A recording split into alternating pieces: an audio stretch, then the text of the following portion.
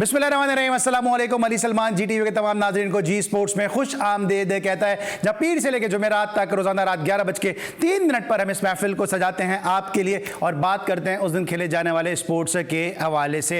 और हमें उम्मीद है कि गुज़िश्ता दिनों जो ईद उल अज़हा हुई है वो बड़े ज़बरदस्त तरीके से आपने सेलिब्रेट की होगी और जो शो हमारे आपने फीडबैक दिया है उसके लिए हम आपके इंतहाई मशकूर हैं। हमारी कोशिश होगी कि आइंदा भी इसी तरह से शोज़ हम आपके हुस्न ज़ौक़ के तहत जो है वो तरतीब देते रहें। ईद के बाद और इस हफ्ते का ये हमारा पहला शो है तो हमने सोचा क्यों ना कि आज एक ऐसी शख्सियत को मदऊ करें कि जो हम सबके हीरो हैं, जो आप सबके हीरो हैं, कि जिन्होंने भारत में जाके पाकिस्तान का सब्ज़ लाली परचम अपनी उम्दा कारकर्दगी से बुलंद किया, पाकिस्तान का नाम रोशन किया। बेंगलोर के हीरो तौसीफ अहमद साहब आज हमारे साथ इस शो को जीनत बख्शेंगे। मैं खुशामदीद कहूँगा तौसीफ भाई को। अस्सलाम वालेकुम तौसीफ भाई।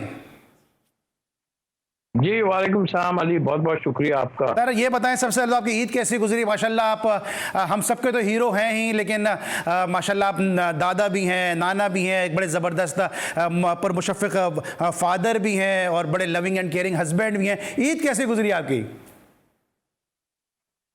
अली बहुत अच्छी, शुक्र है अल्लाह का कि अपने मुल्क में ईद की और सुन्नत इब्राहिमी को फर्ज अंजाम दिया हमने और बड़ी खुशुसलूबी और जाहिर है कि उसकी बड़ी खुशी है और सब चीज़ के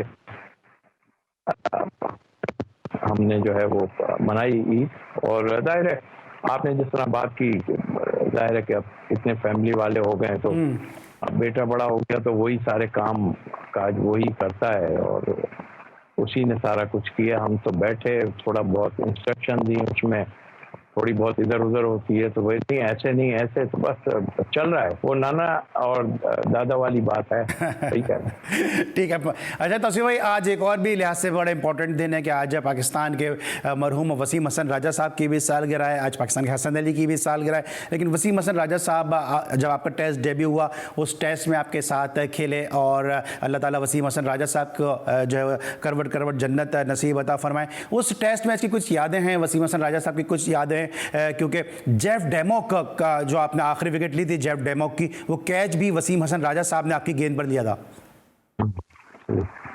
जी हाँ अली, एक तो बहुत मुझे खुशी इस बात की है कि आप लोग जो दुनिया से गुजर गए प्लेयर्स और ग्रेट प्लेयर्स, चाहे वो यहाँ के हों या कहीं के भी हों, आप उनको याद रखते हैं। ये एक बहुत बड़ी बात है क्योंकि इसलिए कि वक्त के साथ साथ लोग बहुत कुछ भूल जाते हैं और मैं समझता हूँ कि ये आप लोगों को क्रेडिट जाता है कि आप लोग ये चीज़ें याद रखते हैं और उनकी पिछली यादें जो है वो दोहराई जाती हैं। और यकीनी तौर पे मैं उनके साथ डेब्यू हुआ मेरा, इट्स ए ग्रेट प्लेयर। यादें तो बहुत कुछ करती हैं। हालांकि एक आध सीरीज ही मैं उनके साथ खेला हूँ, ऑस्ट्रेलिया के खिलाफ वाली सीरीज भी थी, लेकिन मैं कैंप में जब गया था तो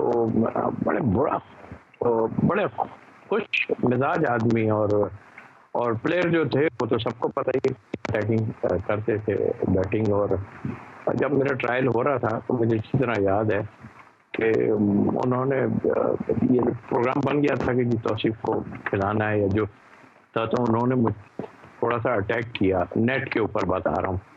तो अटैक किया तो उसमें जाहिर है तो उसमें एक आध बॉल बीट भी होते हैं और एक दो ऊंचे छक्के भी जाते हैं और जिसके वो मास्टर थे तो पीछे से आवाज़ दी कि बहुत ज़्यादा नहीं अटैक करो, कहीं घबरा ना जाए, इस तरह की बात मुश्ताक मोहम्मद उन्होंने की थी।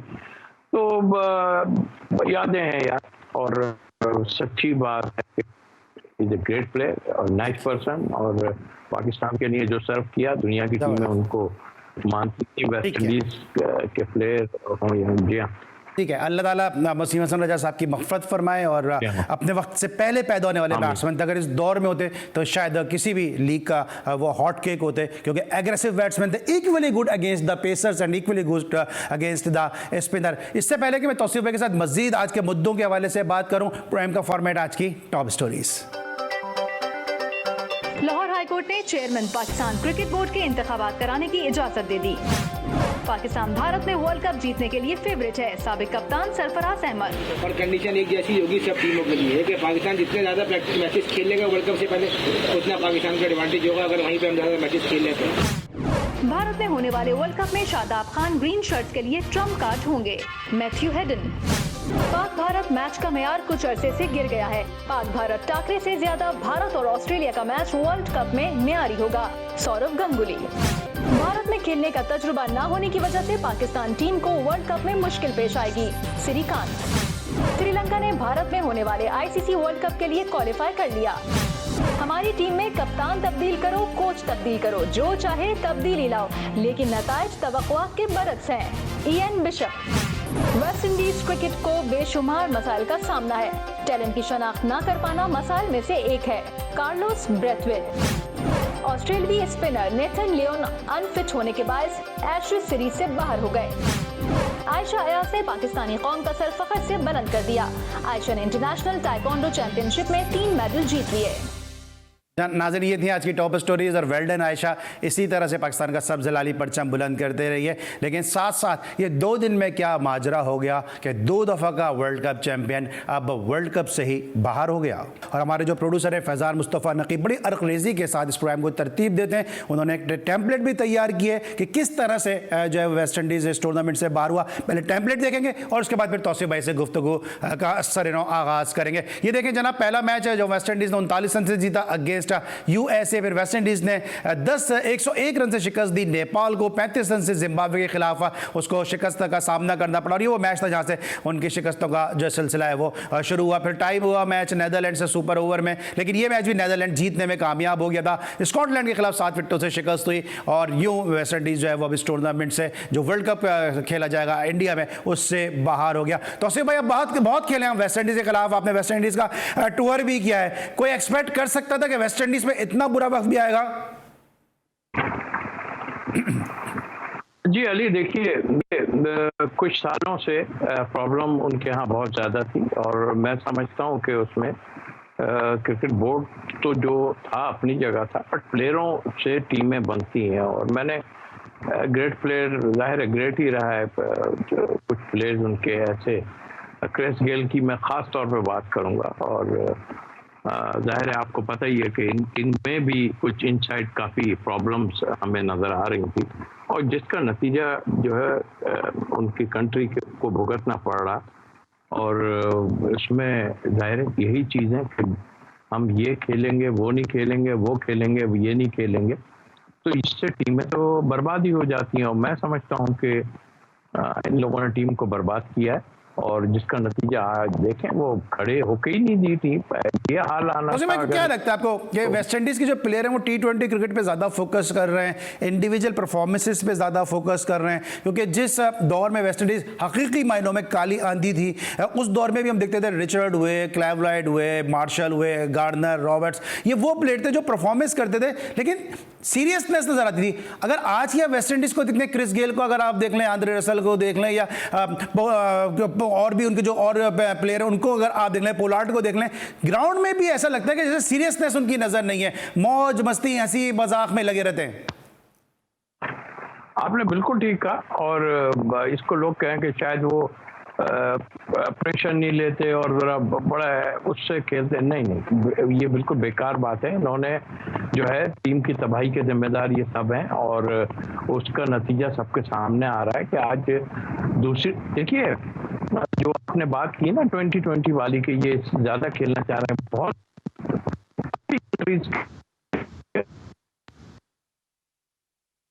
ठीक है। तौसीफ भाई के साथ थोड़ा सा अभी टेक्निकल इशू है, उस पर ज़रूर मैं इनका इनपुट भी लूंगा क्योंकि इस वक्त मैं लूंगा ब्रेक। वापस आएंगे तो तौसीफ भाई के साथ इस सवाल को मैं रीफ्रेस भी करूंगा और तौसीफ भाई से बात करेंगे पाक भारत टाकरे के हवाले से जो स्टेटमेंट अब सरहद पार से आना शुरू हो चुके हैं, इस मुकाबले की हाइप बनना शुरू हो चुकी है। इससे पहले सहवाग ने कहा कि शुएब अख्तर के साथ वो इंतज़ार कर रहे हैं कि सोशल मीडिया पर जो उनकी जंग शुरू होती है उसका इंतज़ार कर रहे हैं। अभी सौरव गांगुली ने कह दिया कि पाक भारत जो मुकाबले होते हैं उनका मेयार गिर गया है और साथ साथ आपने हेडलाइन में देखा होगा कि श्रीकांत ने भी कहा कि पाकिस्तान को इंडिया में मुश्किल हो सकती है, लेकिन मैथ्यू हेडन ने साथ में कह दिया कि जो है शादाब वहां पे ट्रम्प कार्ड पाकिस्तान के लिए साबित हो सकते हैं। इस मुकाबले को अभी से हाइप मिलना शुरू हो गई है। तौसीफ भाई जाके बेंगलोर में पाकिस्तान का सब जिलाली परचम बुलंद किया, इस फ्लेवर को वो चख चुके हैं, उनसे हम बात करेंगे इस मुद्दे के हवाले से, इस मौजू पे बात करेंगे एक छोटे से ब्रेक के बाद।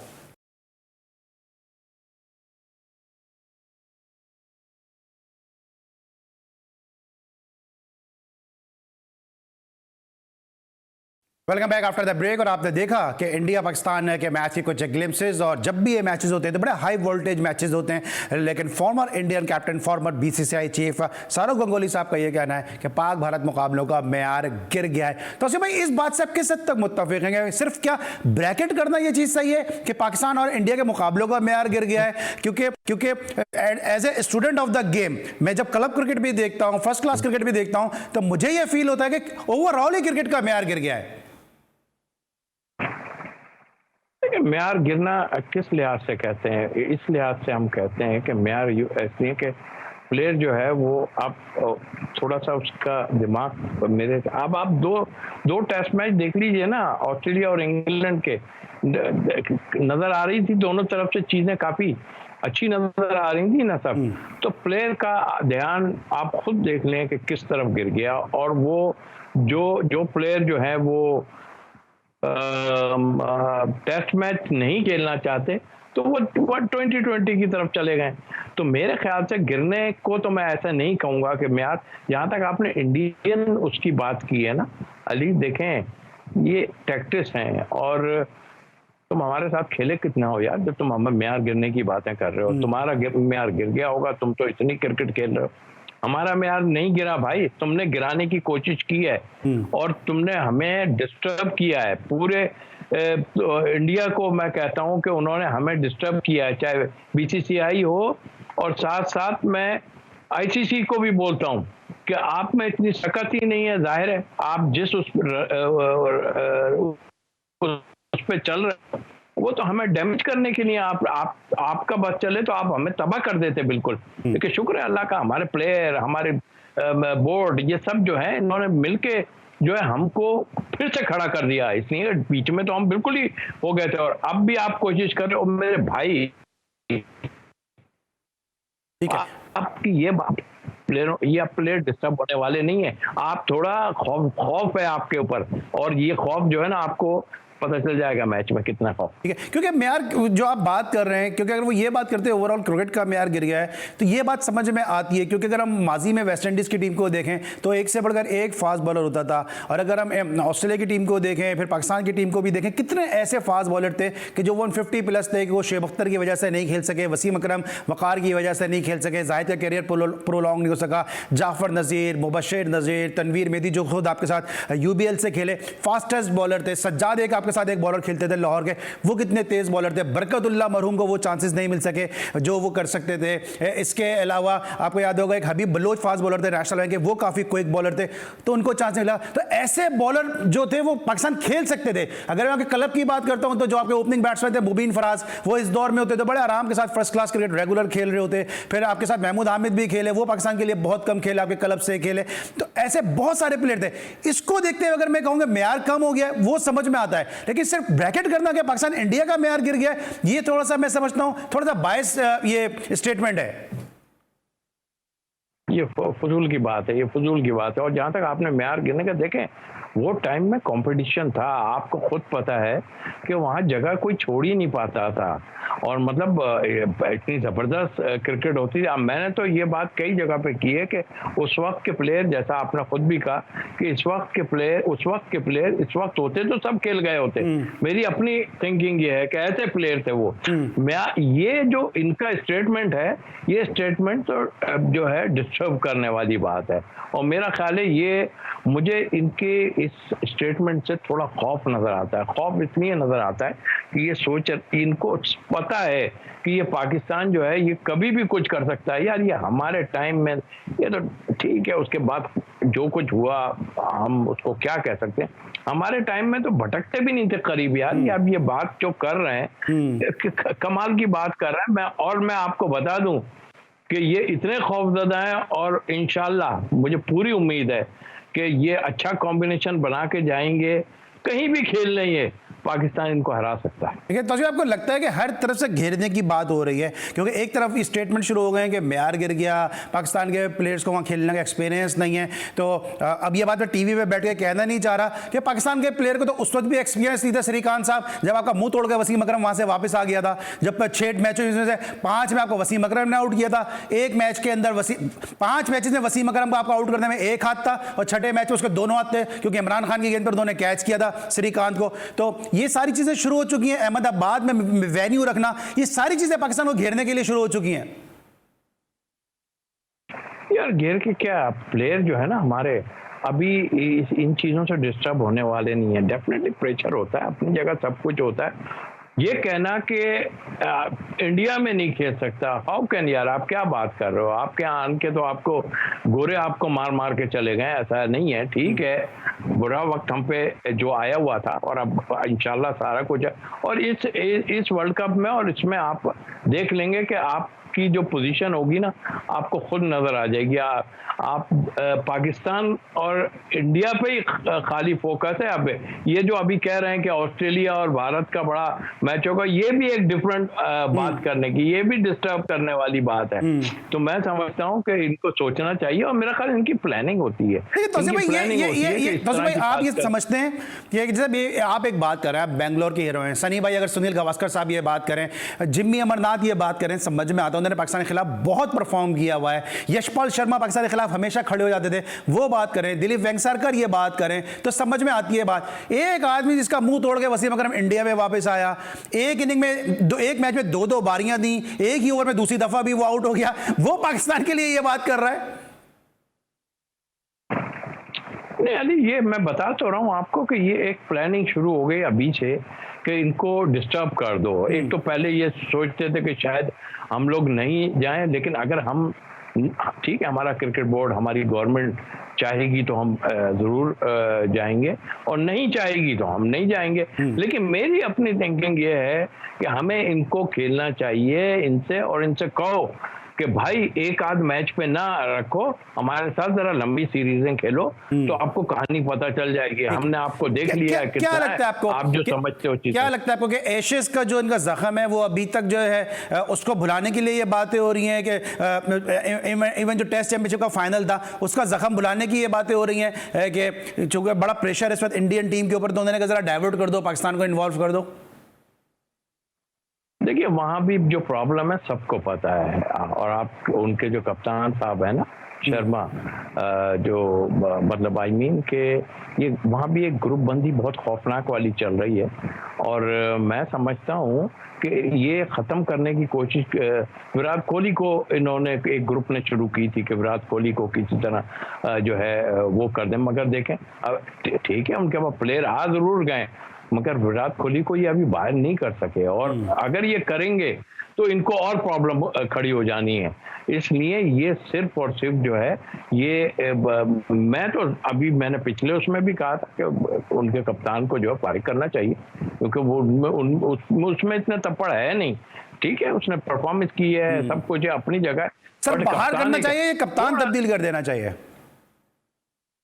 मैं तो कह रहा हूँ यंगस्टर आया है तो बाहर ही कर दें तो ज्यादा बेहतर है, इसलिए कि ये डिस्टर्ब हुए हुए हैं। क्योंकि ये, और देखिए ना, जो इनका ग्रुप है ना, वो उसको अब तक खड़ा करना चाहता है, और वो चाह रहे थे कि शायद जो है, क्योंकि जाहिर है थोड़ा सा जो है वो हाइपर है, क्या नाम है, जो विराट है वो हाइपर है, वो थोड़ा प्रॉब्लम, तो उसको बेस बना के उन्होंने कप्तानी से, ठीक है उसकी परफॉर्मेंस भी उस टाइम में थोड़ा बहुत हुआ था, लेकिन वो इसीलिए वो अपने आप को थोड़ा सा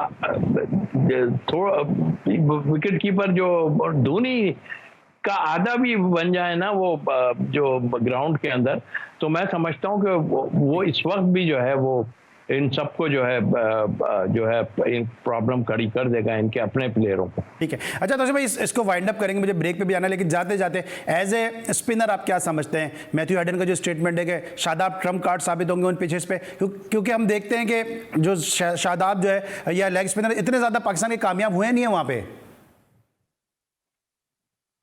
देखें, हाँ, पहले भी यही बात हुई थी कि शादाब का फोकस थोड़ा सा हट गया था बोर्डिंग के ऊपर से, तो जिसका आपने अच्छा, मैं इस पे जरा डिटेल में मैं आपसे ले लेता हूं जरा ना, इस पे आपका इनपुट, जरा ब्रेक पे जाता हूं, मैं जब वापस आता हूं जरा इस पे डिटेल में आपका इनपुट लेता हूं। शादाब के वाकई ट्रम्प कार्ड वापस साबित होंगे? मिलते हैं छोटे से ब्रेक के बाद।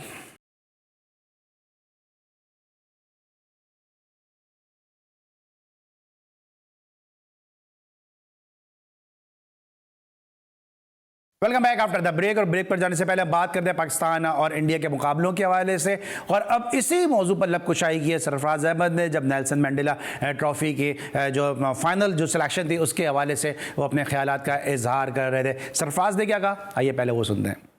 देखिए, मैंने जैसे पहले भी मैं कहता रहा हूँ कि वर्ल्ड कप एशिया में हो रहा है और एशिया में है और किसी एशिया टीम को ही जीतना चाहिए। हम उम्मीद करते हैं कि इंशाल्लाह पाकिस्तान की टीम जरूरी है वर्ल्ड कप जीतेगी, और मैं ये देख रहा हूँ कि टॉप 4 में जो है ज़्यादा से ज़्यादा एशियन टीमें होंगी, और कंडीशन एक जैसी होगी सब टीमों के लिए कि पाकिस्तान जितने ज़्यादा प्रैक्टिस मैचेस खेलेगा वर्ल्ड कप से पहले उतना पाकिस्तान का एडवांटेज होगा। अगर वहीं पर हम ज़्यादा मैचेस खेल लेते हैं, टीम मैनेजमेंट ज़्यादा बेहतर समझेगी कि क्या प्लेंगे तो 11 बेहतर बन सकती है, और हम भी इस एक ग्रुप से गुजरे हैं और कोशिश करेंगे जो हमने सीखा है कोई बच्चों में ट्रांसफर करें। जी जनाब, ये सरफराज अहमद पाकिस्तान के साबिक कप्तान, और ये मंडेला ट्रॉफी के कराची के फाइनल ट्रायल थे कि जहाँ हमारे बड़े करीबी दोस्त शहराज मुगल जो हैं उन्होंने बड़े ज़बरदस्त तरीके से इस पूरे इवेंट को जो वो मैनेज किया, और न सिर्फ कराची में बल्कि मुल्क भर से जो वो टैलेंट निकाल के सामने लेकर आएंगे, जो और वो प्लेयर जो है साउथ अफ्रीका जाके तरबियत भी हासिल करेंगे और साथ साथ अपने खेल में निखार भी लेकर आएंगे। तौसीफ भाई, आपने सरफराज की गुफ्तगू सुनी है, सरफराज बड़े पुरुमीद हैं कि जो टॉप 4 टीमें हैं उनमें बेशतर का ताल्लुक एशिया से होगा। ये ख्वाहिश है, ये उनका एक्सपीरियंस है? देखिए, ख्वाहिश मेरी भी यही है कि, और जो उसने बात की है बिल्कुल एशिया में हो रहा है, तो इस हद तक तो ठीक है कि एशिया में हमारे अपने सारा कुछ पिचेज और ये वो सब होती हैं, तो हमें जीतना चाहिए, इस हद तक तो ठीक है। लेकिन आप उठा के देख लें पीछे, तो दूसरों ने बड़ा होमवर्क किया है इन जगहों पे जाके जो खेले हैं, उसके बाद जो स्पिनर को समझ ही नहीं पाते थे वो स्पिनर को जबरदस्त खेलना शुरू हो गए। तो इस लिहाज से हमें हल्का नहीं समझना चाहिए, गोरों को भी, सच्ची बात जो है वो गोरों की भी बात कर रहा हूँ कि उनको हल्का नहीं समझना चाहिए। बिल्कुल सही कहा आपने, सरफराज ने कहा ठीक है, हम फर्स्ट 4 में अगर हम आ जाते हैं, और इंशाल्लाह हम आ जाएंगे, तो हमारे लिए मुश्किलात कोई नहीं होंगी, लेकिन इसके लिए प्रॉपर एक जो है कॉम्बिनेशन अच्छा बनेगा। और जाहिर है हमारे जहाँ पर मैचेज हैं, लोग शायद समझ रहे हैं कि वहाँ बहुत ज़्यादा टर्निंग पिच बनेगी या कुछ ऐसा होगा सिलसिला, तो ऐसा कुछ नहीं है। हमने खुद देखा है कि जो है बैटिंग ट्रैक वहाँ पे बनते हैं, एडवांटेज जाहिर है। लेकिन मैं इस चीज़ से एग्री नहीं करूँगा कि दूसरी टीमें जो है वो बिल्कुल ही फंस जाएंगी, ऐसा कुछ होने वाला नहीं है। अच्छा, तो क्या बतौर स्पिनर, जो मैं ब्रेक पर जाने से पहले आपसे सवाल पूछ रहा था, अभी मैथ्यू हेडन का जो स्टेटमेंट आएगा, जो शादाब ट्रम्प कार्ड साबित होंगे, हमने अमूमन देखा है कि ठीक है 1-2 परफॉर्मेंसेस तो आ जाती हैं लेग स्पिनर की, अनिल कुंबले काफ़ी अर्से खेले, लेकिन वो भी गेंद को इतना स्पिन नहीं कराते थे, वो लेंथ पे और लाइन पे ज़्यादा फोकस करते थे। फिर नरिंदर हैरवानी आए, वो थोड़े अरसे के लिए आए, उन्होंने परफॉर्म किया, ज़्यादा परफॉर्म नहीं कर सके। उसके बाद हमने देखा फिर शेवर रामा कृष्णन जो थे हैदराबाद के, उनके लेग स्पिनर, वो भी आए। लेकिन ओवरऑल अगर हम देखते हैं, हमारे अब्दुल कादिर साहब भी वहां माजी में जाते रहे, ओवरऑल अगर हम देखते हैं तो as compare to left arm spinner, off spinner, leg spinner में इंडियन पिचेस पे इतना कामयाब नजर नहीं आता। उसकी वजह आप क्या समझते हैं? क्योंकि वहां पे इतना बाउंस नहीं मिलता, जिसकी वजह से लेग स्पिनर कामयाब नहीं हो पाता, जिसकी वजह से उसको स्पिन भी नहीं मिलता, ड्रिफ्ट भी नहीं मिल पाता। लेकिन फिर शादाब को ट्रम्प कार्ड कहना, ये किस तरह देखते हैं आप? देखिए, मुझे अच्छी तरह याद है जब 87 में हम जब गए थे ना, तो मैं भी वहाँ मौजूद था, इकबाल भाई तो खैर बाद में आए थे, मैं भी वहाँ मौजूद था। जो फर्स्ट मैच हुआ उसमें उनके मैनेजर थे, आई थिंक गंडापुर थे, तो जी गंडापुर थे, तो उन्होंने कहा जी कि इमरान भाई ने एक्चुअल स्टेटमेंट दिया कि अब्दुल कादिर साहब मरहूम जो है वो ग्रेट प्लेयर, ग्रेट बॉलर यार, कि वो हमारा ट्रम्प कार्ड है। और देखिए कादिर साहब की जो क्लास थी वो सबको पता है। अच्छा, हमारा नाम भी नहीं लिया किसी ने, वैसे मैं बात कर रहा हूँ। और उसके बाद जो है परफॉर्मेंसेज जो आई, अब देखिए गंडापुर ने जो स्टेटमेंट दिया, उसने ये स्टेटमेंट दिया कि हम कादिर पे होमवर्क कर रहे हैं और तौसीफ हमारे लिए कोई प्रॉब्लम नहीं है। तो मेरे जैसा आदमी वो तो वैसे ही गिर गया कि लो भाई मैंने तो खेलने वाला ही नहीं लग रहा हूँ, मुझे तो किसी गिनती में ही नहीं ला रहे हैं, मतलब ये।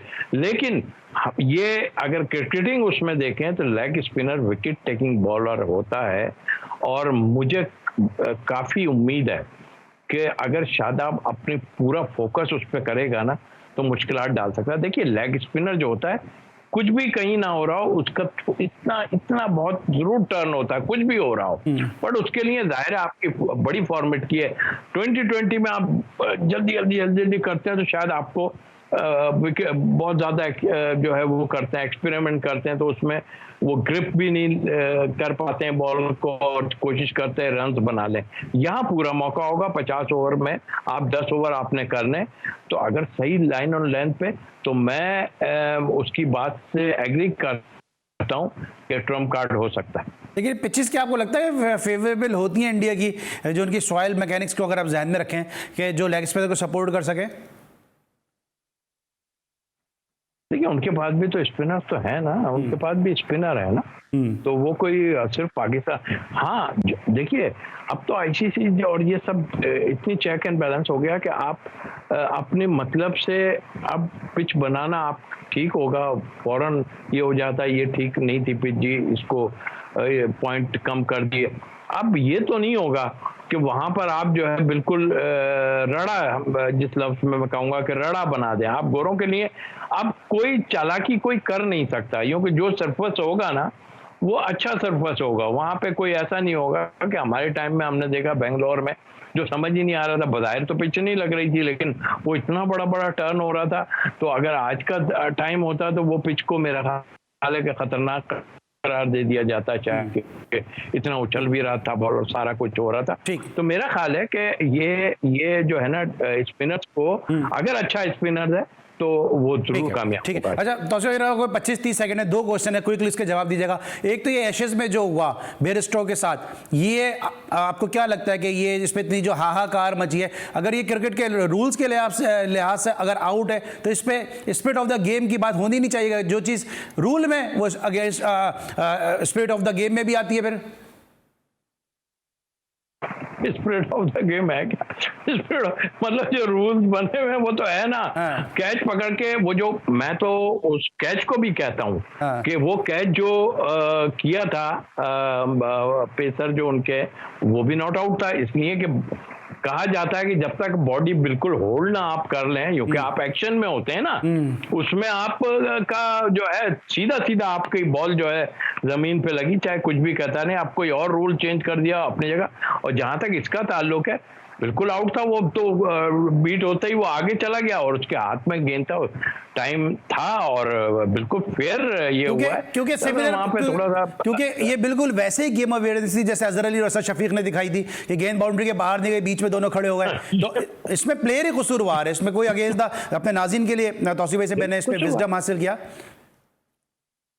कि against the spirit of the game नहीं था। अच्छा आखिरी सवाल है सर, ये नेथन लाइन जो इंजर्ड हुए 101 मैचेस के बाद, वो ऑस्ट्रेलिया के प्लेइंग 11 का हिस्सा नहीं होंगे। एक बड़ा सफर है कि 100 मैचेस 101 मैचेस उन्होंने कंटिन्यू खेले।